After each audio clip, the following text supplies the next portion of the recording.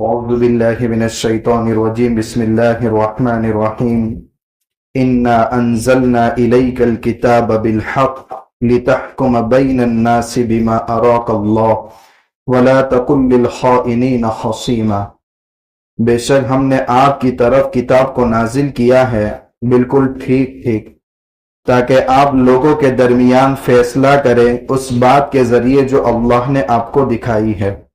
اور آپ خیانت کرنے والوں کی طرف سے خصیم یعنی مد مقابل اور جھگڑا کرنے والے نہ بنے، اور اللہ سے مغفرت طلب کیجئے، بے شک اللہ معاف کرنے والا اور رحم کرنے والا ہے۔ یہاں سے چند آیتیں ایک خاص واقعے میں نازل ہوئی ہے، مگر واقعہ ایک مخصوص ہے اور قیامت تک آنے والے حالات کے لیے اس میں سبق ہے۔ واقعہ کیا پیش آیا تھا؟ مدینہ کے اندر ایک قبیلہ تھا بنو ابیرق،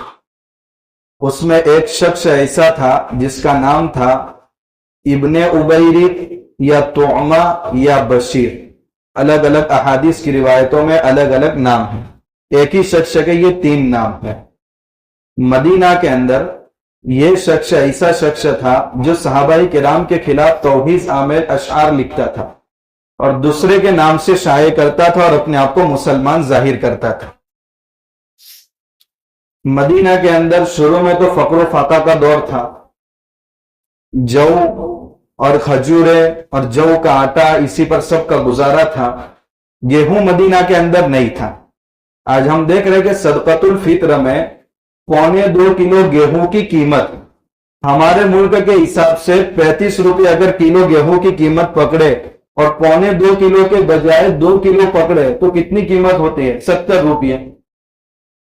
اور کھجوریں مہنگی ہیں، جبکہ مدینہ کا حال یہ ہے کہ وہاں کھجوروں کی فراوانی ہے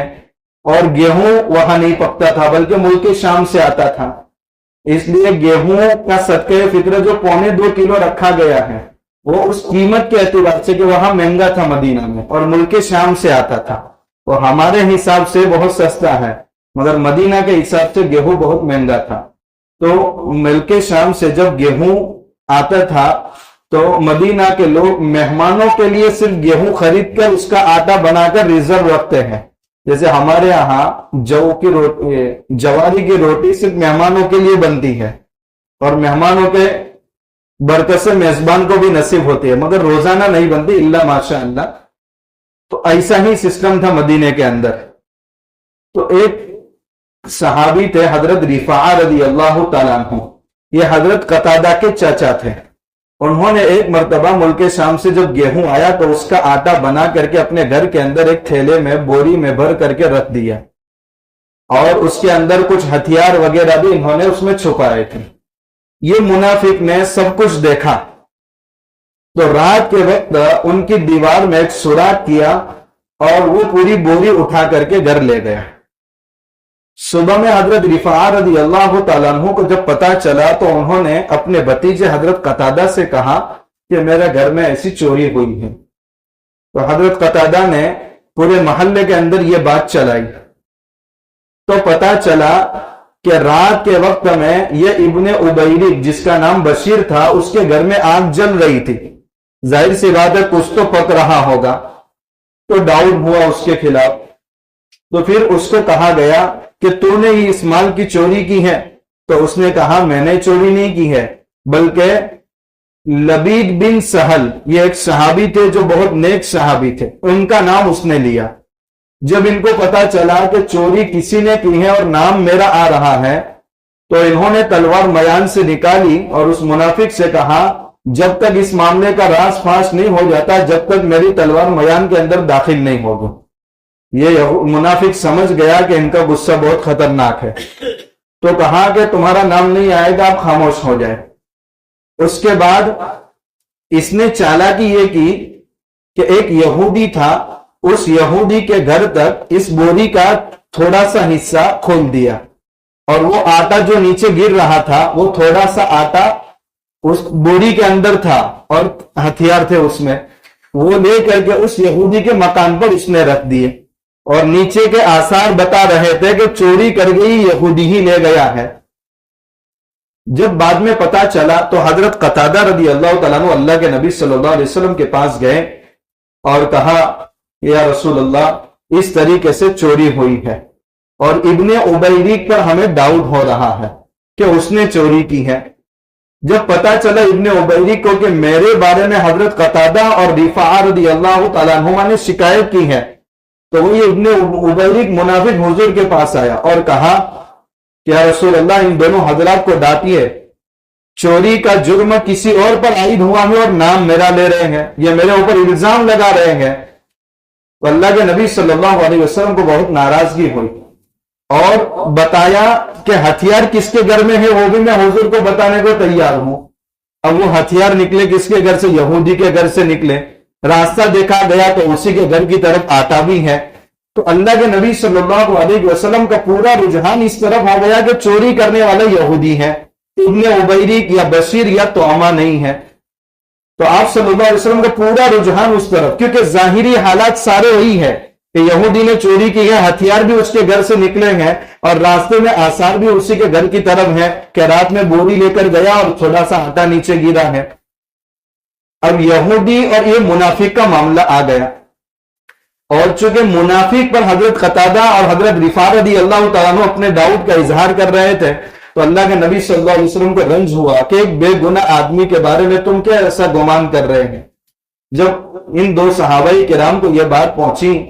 تو ان کو بہت افسوس ہوا کہ کاش ہم حضور سے شکایت نہ کرتے، ہمارا مال جاتا تو جانے دیتے، مگر حضور کے دل میں یہ بات بیٹھ گئی کہ ہم نے کسی پر غلط الزام لگایا ہے۔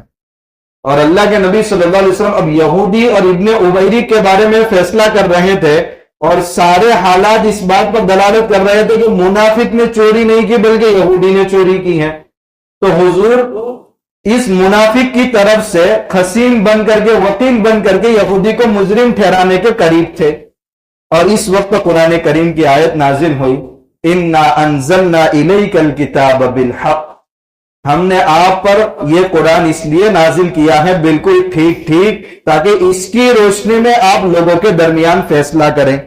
بِمَا أَرَاكَ اللَّهُ، آپ نے جو سوچا اس کے مطابق نہ کریں بلکہ اللہ جو آپ کو بتا رہا ہے اسی کے مطابق فیصلہ کریں۔ وَلَا تَكُن لِّلْخَائِنِينَ خَصِيمًا، اور جس نے خیانت کی گئی اس کی طرف سے آپ وکیل نہ بنے۔ اب یہودی کی طرف سے وکیل بن کر کے خود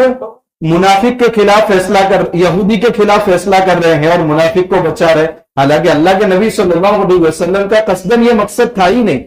مگر چونکہ ایک انسان ظاہری حالات کو دیکھ کر ہی فیصلہ کرنے کا مکلف ہے۔ اس سے معلوم ہوا کہ اللہ کے نبی صلی اللہ علیہ وسلم کو اس بات کا بھی اختیار دیا گیا تھا کہ آپ جس چیز کو صحیح سمجھتے ہیں اس کو صحیح بیان کریں، اگر وہ غلط بھی رہی تو آپ کو غلطی پر اللہ رہنے نہیں دیں گے بلکہ حقیقت بتا دیں گے۔ اس کا مطلب ہے اجتہاد، یعنی ظاہری احوال کا جائزہ لے کر کے پھر فیصلہ کرنا۔ اب اس فیصلے کے اندر دو باتیں ہیں، ایک عام امتی اگر فیصلہ کرے گا تو دونوں باتوں کا امکان ہے، ہو سکتا ہے غلط فیصلہ بھی ہو سکتا ہے صحیح فیصلہ بھی ہو، اور ان کو قیامت تک نہیں بتایا جائے گا، اللہ کی طرف سے جبرائیل آ کر عام انسان کو نہیں بتائیں گے فیصلہ تم نے کیسا کیا ہے۔ اس لیے دنیا کے جتنے بھی اسلامی قاضی رہتے ہیں ان کو مکلف ظاہری حالات کو دیکھ کر فیصلہ کرنا ہے،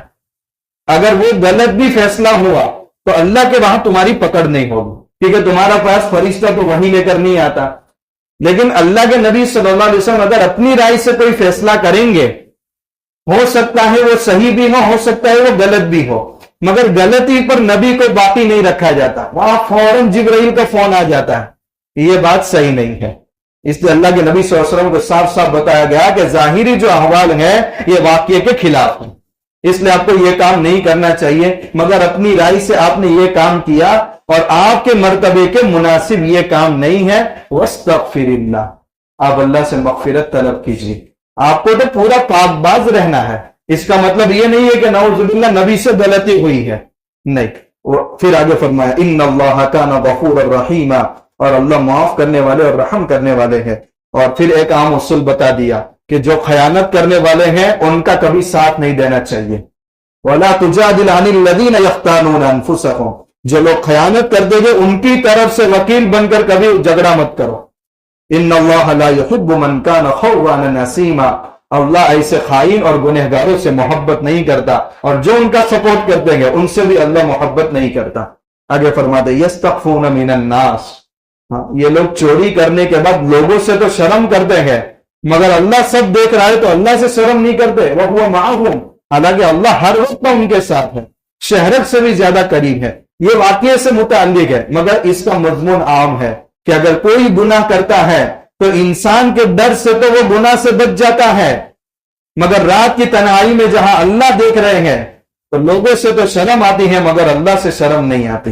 اِذْ يُبَيِّتُونَ مَا لَا يَرْضَىٰ مِنَ الْقَوْلِ، یہ رات میں اللہ کی ناپسندیدہ باتیں چھپ کے کیا کر رہے ہیں اللہ کو سب معلوم ہے۔ وَكَانَ اللَّهُ بِمَا يَعْمَلُونَ مُحِيطًا، اور اللہ ان کے سارے اعمال کا احاطہ کرنے والے ہیں۔ آگے اس واقعے کا کچھ حصہ بھی ہے اور کچھ مسائل ہے، انشاءاللہ اس کا تذکرہ کر لیں۔